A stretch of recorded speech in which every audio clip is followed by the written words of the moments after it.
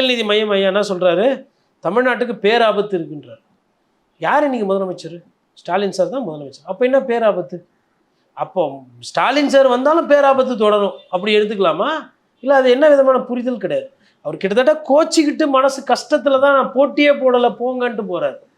அதான் நாகரிகமாக அவர் வெளிப்படுத்துகிறார், எனக்கு கடமை இருக்குது, கண்ணியம் இருக்குது, அது இருக்குது, இது இருக்குதுன்னு. ஆனால் நிற்கிறதுக்கு தொகுதி இல்லை, அதான் உண்மை.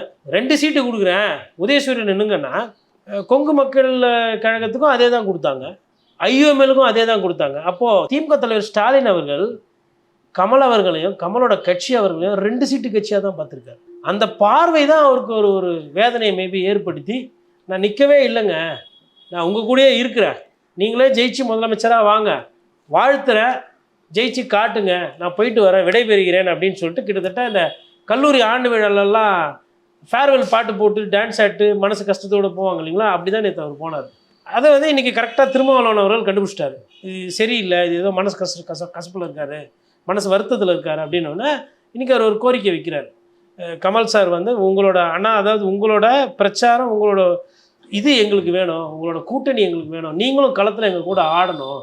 இப்போ கிரிக்கெட் பேட்டை கொடுத்து இவர் ஆட வருவாருன்னு சொல்லிட்டு அவர் வந்து இல்லை நான் ஆடலை, நான் கிரவுண்டுக்கு வெளியிலேருந்து கை தட்டுறேன் ஐ அப்படின்ற மாதிரி இருக்குது.